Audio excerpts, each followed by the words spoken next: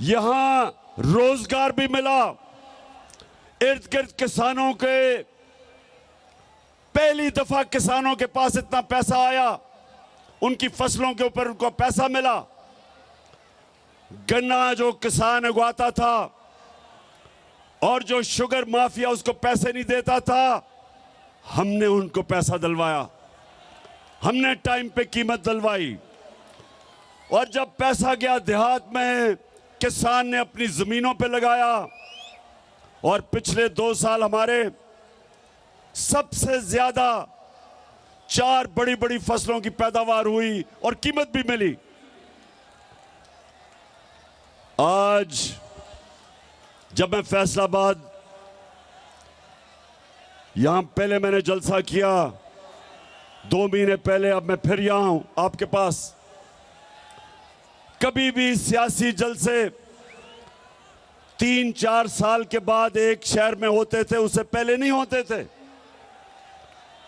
ये पहली दफा है कि 2 महीने में फिर फैसलाबाद जलसा कर रहा हूं और माशाअल्लाह इस तादाद में अवाम आई है जलसे पे। लेकिन मुझे अफसोस से कहना पड़ता है कि फैसलाबाद में इंडस्ट्री बंद हो रही है। पावर लूम वाले मेहनत कश वो बंद हो रहे हैं। जो शटल लूम वो भी बंद हो रही हैं, जो एक्सपोर्ट करते हैं। बेरोजगारी बढ़ रही है। और उसके अलावा जो बिजली की कीमतें, पेट्रोल और डीजल की कीमतें,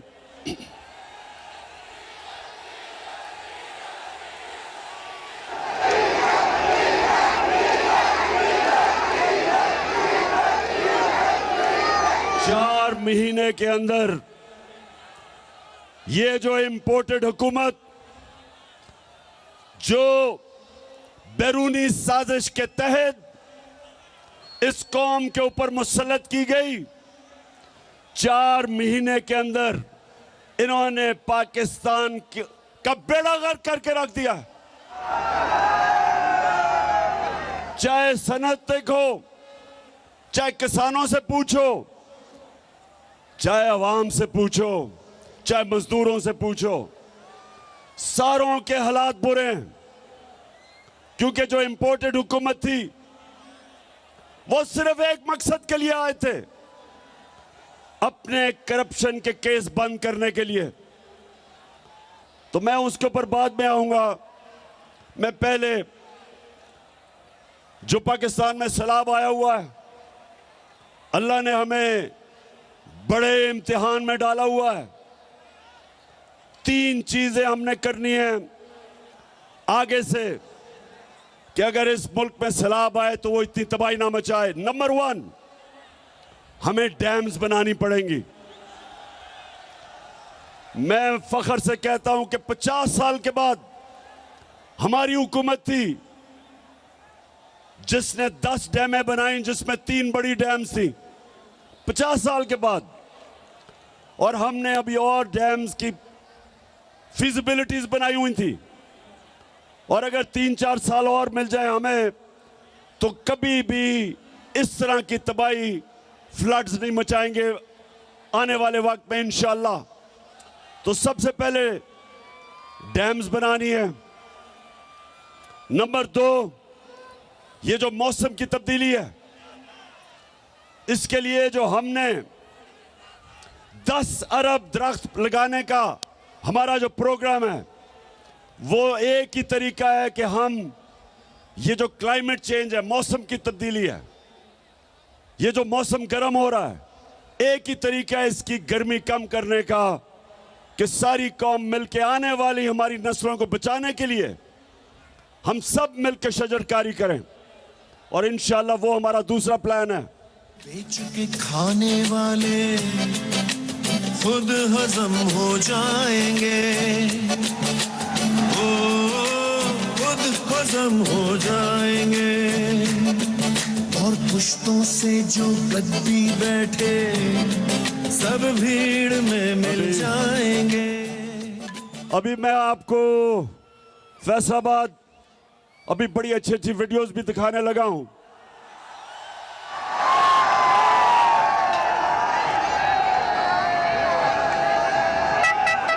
लेकिन उससे पहले मौसम का मैं सिर्फ आपको बता दूं कि हमने मौसम की तब्दीली को भी रोकने के लिए इस कौम ने मिलकर शजरकारी करनी है, हमने डैम्स बनानी है। और तीसरी चीज, जब पानी आता है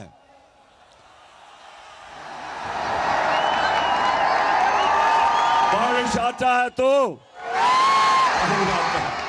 तो जब पानी आता है तो उसको निकालने के लिए ड्रेनेज सिस्टम चाहिए ताकि वो तबाही ना मचाए। अगर पानी के रास्ते में अगर आप पानी को निकलने नहीं देंगे तो वो फिर तबाही मचाएगा। तो इसलिए ये भी अभी हमने ड्रेनेज सिस्टम ठीक करना है। जिस तरह दराए सिंध के साथ राइट बैंक और लेफ्ट बैंक कैनाल है जो बंद हैं, जिनके कब्जे हो गए हैं। कई कराची की तबाही है क्योंकि नालों के ऊपर लोगों ने कब्जे कर लिए हैं। तो इंशाल्लाह ये तीसरी चीज। और चौथी, इंशाल्लाह अगले इतवार को मैं फिर से टेलीथॉन करूंगा और खास तौर पे बैरून मुल्क पाकिस्तानियों से इंशाल्लाह अरबों रुपए आपको इकट्ठा करूंगा सैलाब के मुतासरीन के लिए। अच्छा, फैसलाबाद थोड़ी सी जरा संजीदा बातें देखें। फैसलाबाद वो शहर है, इंडस्ट्रियल सिटी है, पाकिस्तान का मैनचेस्टर है।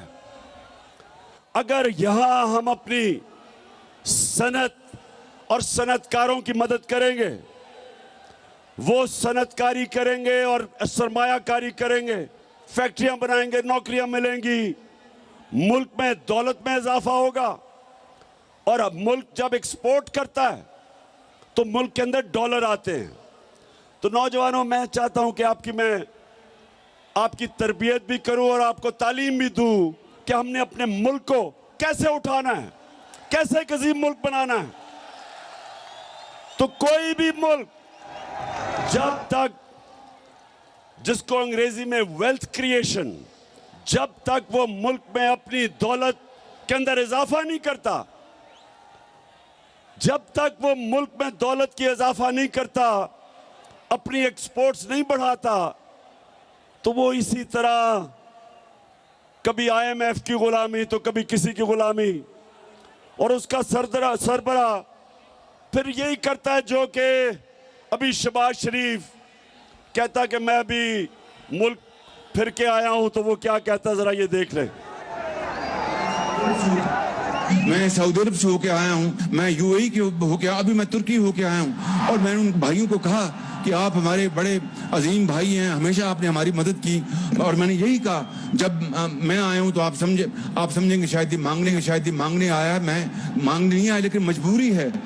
जिस तरह माजी में 75 साल में आपने हमारा हाथ बटाया है, कुछ अर्सा आप हाथ बटा। मैंने कहा मैं वादा करता हूँ कि इंशाल्लाह हम पूरी कौम हम मिलकर दिन रात मेहनत करेंगे, पसीना कराएंगे, अपने पाँव पे खड़े होंगे।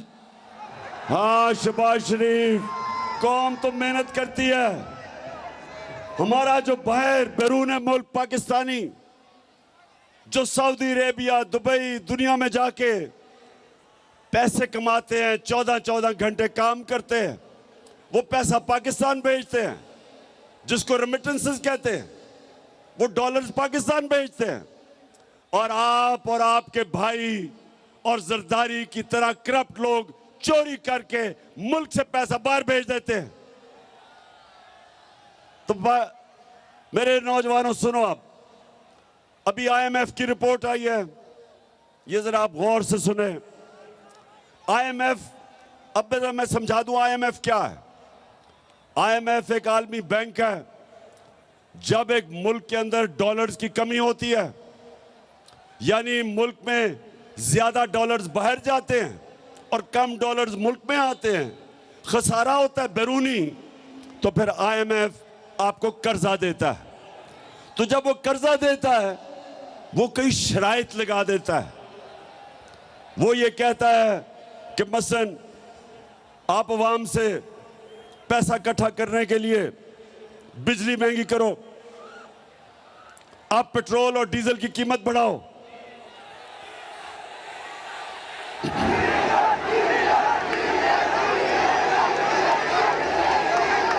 वो जोर लगाता है, वो कहता है कि जब तक खसारा खत्म नहीं होता तो तुम कीमतें बढ़ाओ। हम जब हमारी हुकूमत थी हम क्या कर रहे थे? हम कहते थे IMF को कि देखो हम अपनी दौलत में इजाफा करेंगे, हम अपनी इंडस्ट्री को इंसेंटिव देंगे कि ताकि इंडस्ट्री ज्यादा पैदावार पड़े, ज्यादा इंडस्ट्रीज लगे, हम अपने किसान को उसकी मदद करेंगे ताकि वो ज्यादा पैदावार, उसकी फसलें ज्यादा पैदावार करे, और जब ज्यादा पैदावार होगी हमारी दौलत में इजाफा होगा, हम आपके कर्जे भी वापस कर देंगे और हम अपनी अवाम के ऊपर बोझ कम करेंगे, क्योंकि जब हमारा टैक्स बढ़ जाएगा उस टैक्स से हम अवाम को सस्ती बिजली भी देंगे, सस्ता डीजल और पेट्रोल भी देंगे। तो हमने फैसलाबाद, गौर से सुनो, हमने पाकिस्तान की तारीख में सबसे ज्यादा टैक्स का पैसा इकट्ठा किया, क्योंकि हमने दौलत में इजाफा किया, हमें टैक्स ज्यादा मिला, हमने करप्शन कम की और तारीखी टैक्स इकट्ठा किया, जिसकी वजह से जब 4 महीने पहले पेट्रोल एक लीटर 150 रुपए का था, सिर्फ 4 महीने पहले आलमी मंडी में तेल तब $103 का था। और ये जरा सुन ले, नोट करें, ये $103 का आलमी मंडी में तेल था और हम आपको पेट्रोल 150 रुपए लीटर दे रहे थे। आज आलमी मंडी में तेल $96 है, कम हो गया, लेकिन आज आपको 236 रुपए लीटर पेट्रोल पड़ रहा है, क्योंकि हमने अपने पेट्रोल की कीमत नीचे रखी थी, हमने टैक्स से ज्यादा पैसा इकट्ठा करके हमने अवाम पे बोझ नहीं पड़ने दिया। हमने बिजली की कीमत हमारे दौर में 18 रुपए लीटर, 18 रुपए यूनिट थी, आज 36 रुपए यूनिट है, दुगनी, और टैक्स लगा के तो 50 रुपए यूनिट बन जाती है। हमने लोगों के ऊपर बोझ नहीं पड़ने दिया, हमने अवाम के ऊपर बोझ नहीं पड़ने दिया। 4 महीने के अंदर, और तो छोड़ें डीजल किधर गया, पेट्रोल किधर गया, बिजली किधर गई। आज आटा कराची के अंदर जो हमारे दौर में 20 केजी आटा 850 रुपए पे बिक रहा था, कराची में आज 2000 रुपए पे नहीं मिल रहा। तो ये कौन सी क़यामत आ गई कि 4 महीनों के अंदर महंगाई आसमान पे और माइशत जमीन पे। ये इन्होंने किया है इस इंपोर्टेड हुकूमत ने। और IMF क्या कह रहा है?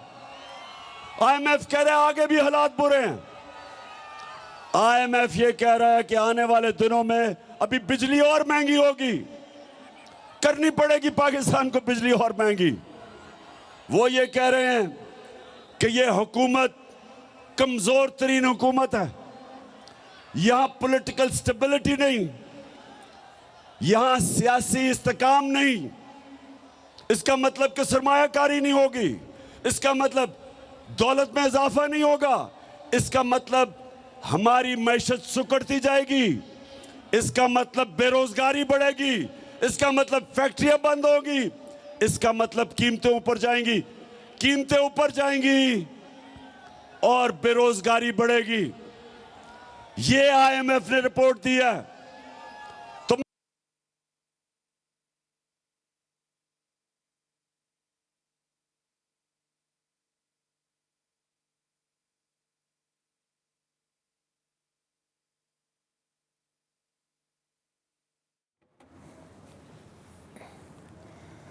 पाकिस्तान तहरीक इंसाफ का फैसलाबाद में पावर शो। इमरान खान जलसे से खिताब कर रहे हैं। उन्होंने कहा कि तहरीक इंसाफ ने अपने दौरे हुकूमत में तारीखी टैक्स इकट्ठा किया।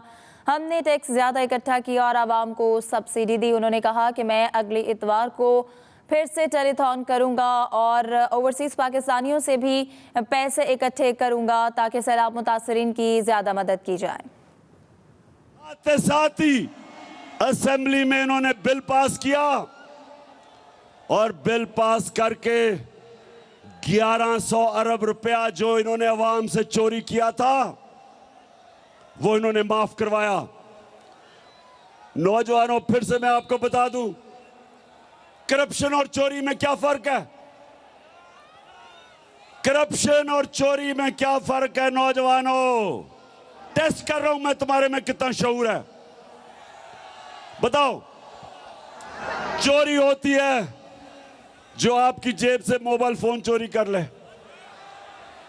चोरी होती है कि आपके घर में आके कोई चोरी करके आपका टीवी उठा के ले जाए, आपके पैसे चोरी कर ले। इसको चोरी कहते हैं।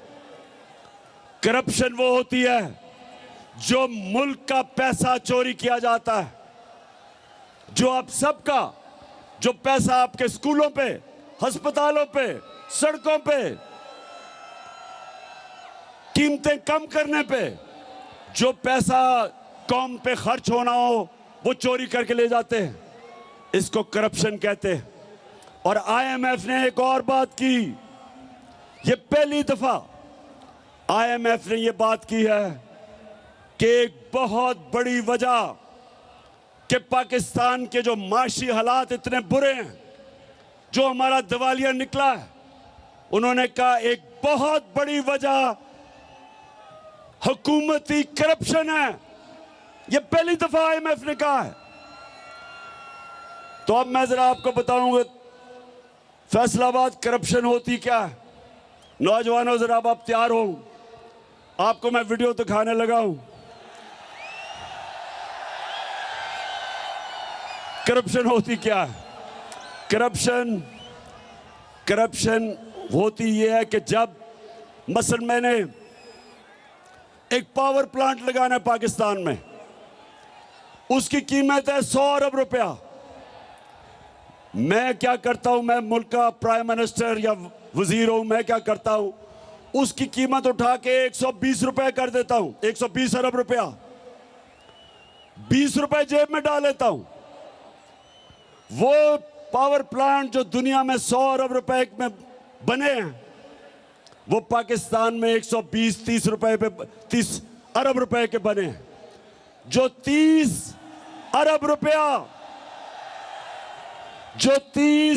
रुपया जो ऊपर जो कीमत बढ़ा के करते हैं, वो अवाम को कीमत अदा करनी पड़ती है महंगी बिजली से। और वो क्योंकि 30 अरब रुपया मुल्क में नहीं छुप सकता, क्योंकि वो बैंकों में डालेंगे, लोग पूछेंगे, तो वो मुल्क से बाहर भेजते हैं, वो चोरी करके बाहर भेजते हैं।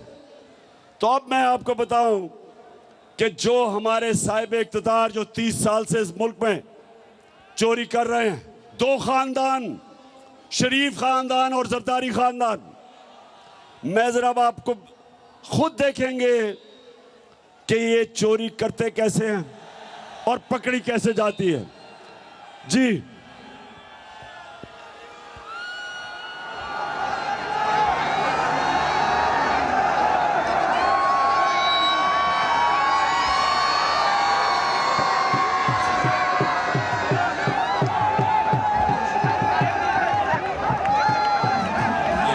आपको ये प्रॉपर्टी आप ले सकते हैं कि आपने मे फेयर के अंदर जो आपकी 4 अपार्टमेंट्स हैं, उनकी 1 अरब से ज्यादा, 1 अरब रुपए से ज्यादा उनकी कीमत है। अब 4.5 अरब तक पहुंच गई है उनकी कीमत। आपने अपनी जो टैक्स में टोटल आमदनी बताई है 94 में 1.5 लाख रुपए है। मुझे ये बताएं कि आपने अरबों रुपए की मे फेयर में प्रॉपर्टी खरीदी कैसे? ना आपकी। अच्छा, ये आज से 10 साल पहले मैंने इनसे सवाल पूछा शरीफों से कि ये आपके पास लंदन में महंगी तरीन जगह, लंदन यूरोप की सबसे महंगी तरीन शहर है, उस शहर की सबसे महंगी तरीन जगह मेफेयर में मैं इनसे पूछता हूं तुमने किधर से ये पैसा आया? तो ये जरा आप मरियम बीबी का सुने। इस तरह मुझे लगा कि आप लोगों को बेवकूफ नहीं बना सकते। मेरी सेंट्रल लंदन में प्रॉपर्टीज तो दूर की बात है, मेरी पाकिस्तान में भी कोई प्रॉपर्टी नहीं है। मैं अपने वालिद के साथ है और मुझे समझ नहीं आई कि मेरी और मेरी वालदा की और बहन भाइयों की प्रॉपर्टीज ये कहाँ से निकाल के ले आए हैं। मेरे नाम पाकिस्तान में कोई प्रॉपर्टी नहीं है, ये तो इंग्लैंड की बात है। सुन लिया? नहीं सुन लिया? ये मरियम को नहीं पता था कि एक हदीस है कि शैतान आपके गुनाह दुनिया में नशर कर देता है, कि आप जितना मर्जी गुनाह छुपाना चाहें शैतान दुनिया में नशर कर देता है। तो उनको नहीं पता था आज से 9 साल पहले कि एक इंटरनेशनल इंकशाफ हो जाएगा जिधर उनकी मेफेयर की अरबों रुपए की प्रॉपर्टी के ऊपर भी इंकशाफ होगा कि ये इनकी है। ये कहती है ना मेरी नहीं है। अब ये सुने।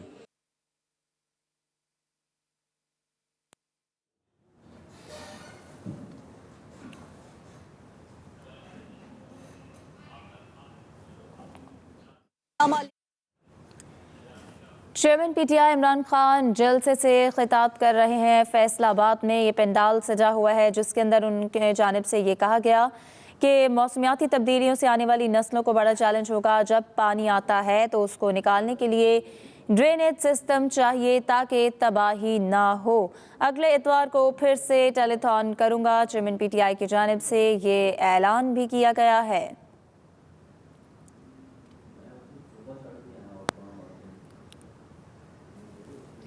और मैं आपको ये भी अर्ज करता हूँ उनको होल्ड करनी है इस वक्त मरियम नवाज शरीफ मेरी हमशीरा जो है। ठीक है जी, समझ गए? अब समझ गए? ये समझ गए कि करप्शन क्या होती है। यहां से पैसा चोरी किया, हुंडी हवाले से लंदन भिजवाया, उधर क्योंकि नवाज शरीफ अपने नाम पर ही लेना चाहता था, कंपनी बनाई, कंपनी की मालिका बनाई मरियम नवाज और उसके नाम पे 4 महंगे तरीन अरबों रुपए के लंदन में प्रॉपर्टी ले ली। अब ये क्यों कह रहे थे कि हमारी नहीं है? क्योंकि ये बता ही नहीं सकते कि किधर से पैसा आया कि इतनी महंगी प्रॉपर्टीज ले ले। अच्छा, अब जब ये सारा सामने आ गया तो लोगों ने मरियम से पूछा कि ये बताएं कि जनाब आपके पास पैसा किधर से आया। तो आप ये जरा सुने कि मरियम क्या कहती है। सुने जरा। हसन हुसैन के पास आज जो भी है वो उनके वालिद से उनको नहीं आया। वो कहते हैं ना ये पैसा कहाँ से आ गया कि बच्चे इतनी छोटी छोटी उम्रों में अमीर हो गए और अरबपति हो गए। तो मुनीब वो एक अरबपति दादा के पोते हैं, उस अरबपति दादा के पोते हैं जो 1960s और 70s में पाकिस्तान का अमीर तरीन इंसान था। ये जो एसेट्स हैं, ये जो बिजनेस के लिए पैसा है, ये सारा दादा से डायरेक्टली बच्चों को ट्रांसफर हुआ। सुन लिया? ये सुन लिया?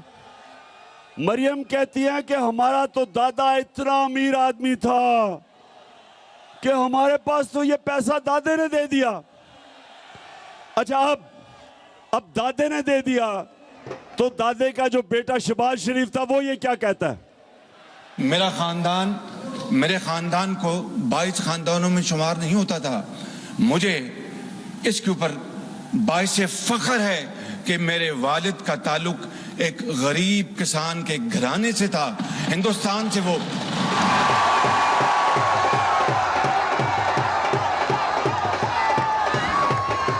वैसे मैं मरियम को दाद दूंगा, मैं आज उसे अप्रिशिएट करना चाहता हूं। सुने सुने क्यों?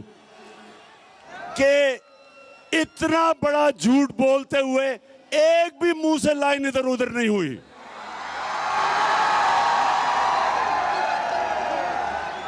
यानी झूठों का बादशाह बना।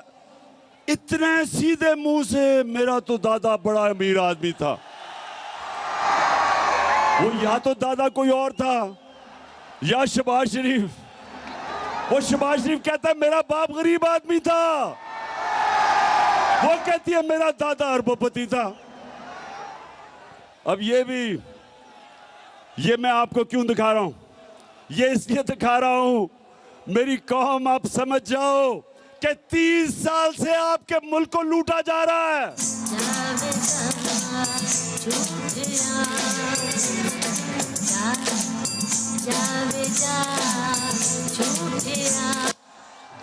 फ्रॉडिया। अच्छा, अब दूसरी तरफ आ जाओ।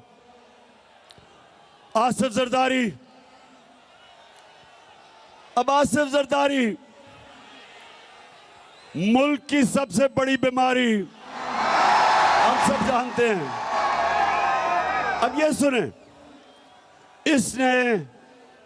इसने $60 मिलियन जो होता है 13 अरब रुपया इसने स्विट्जरलैंड में रखा हुआ था। मुशर्रफ की हुकूमत ने जब पता चला तो मुशर्रफ की हुकूमत ने कानूनी कार्रवाई की और वो जो पैसा था वो कानूनी कार्रवाई के बाद वो पाकिस्तान को आना था।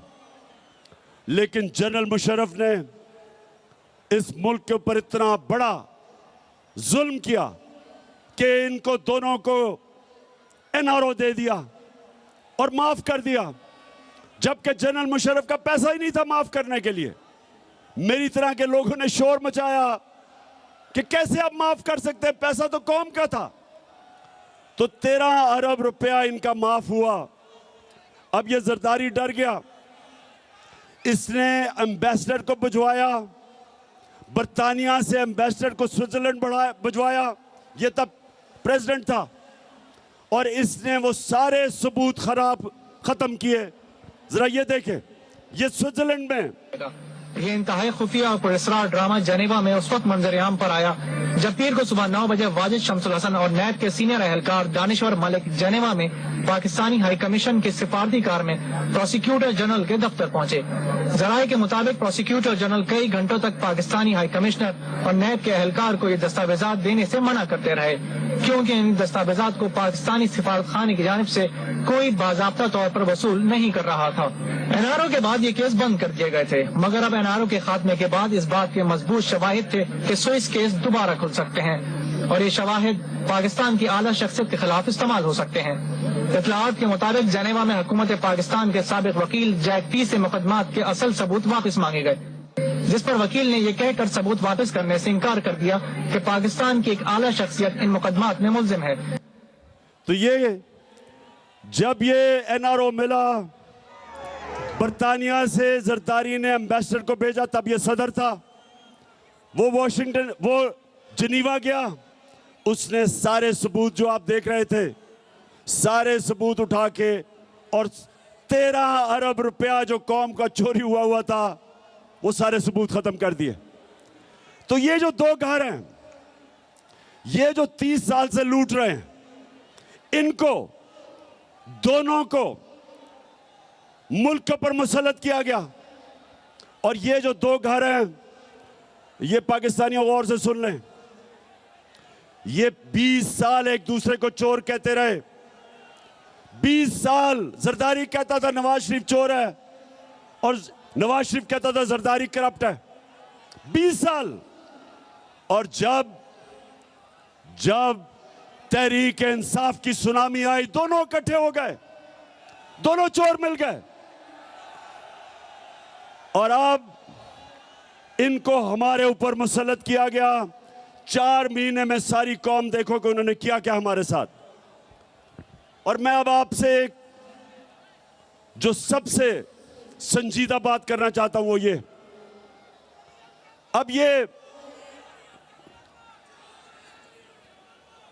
अब ये मुल्क को संभाल नहीं सक रहे, मुल्क के हालात बिगड़ते जा रहे हैं। IMF ने भी कह दिया है कि जब तक पाकिस्तान में सियासी इस्तेकाम नहीं होगा, मुल्क के हालात बिगड़ते जाएंगे, माशरत नीचे जाती रहेगी, बेरोजगारी बढ़ती जाएगी, महंगाई बढ़ती जाएगी और पाकिस्तान में इंतशार का डर है, ये IMF कह रहा है। तो सवाल ये होता है कि ये दोनों क्यों इलेक्शंस करवाने से डरते हैं? क्योंकि सिर्फ इलेक्शन की वजह से मुल्क में इस्तेकाम आएगा सियासी। तो ये क्यों डरते हैं इलेक्शन से? ये डरते हैं आपकी वजह से हैं। इनको पता है कि जब इलेक्शन हुआ इनका नाम और निशान मिट जाएगा।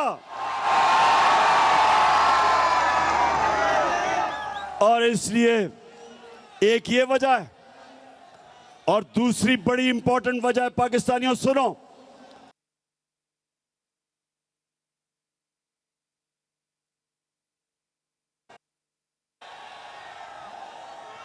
और ये दोनों जरदारी और नवाज शरीफ, इनकी पूरी कोशिश है कि ऐसा आर्मी चीफ आए जो ये अपना कोई फेवरेट लेके आए। ये अपना आर्मी चीफ लाना चाहते हैं क्योंकि पैसा इन्होंने चोरी किया हुआ है। ये डरते हैं कि यहां कोई तकड़ा आर्मी चीफ आ गया, एक मुहिब्बे वतन आर्मी चीफ आ गया तो वो पूछेगा इनसे। तो इस डर से ये बैठे हुए हैं कि ये दोनों मिलकर अपना आर्मी चीफ अपॉइंट करेंगे। अब मैं सारे पाकिस्तानियों से पूछता हूं, फैसलाबाद, गौर से मेरी आप बात सुनो। ये दो जब इनको मुश्किल पड़ती है मुल्क से बाहर भाग जाते हैं। अरबों रुपया इनका मुल्क से बाहर।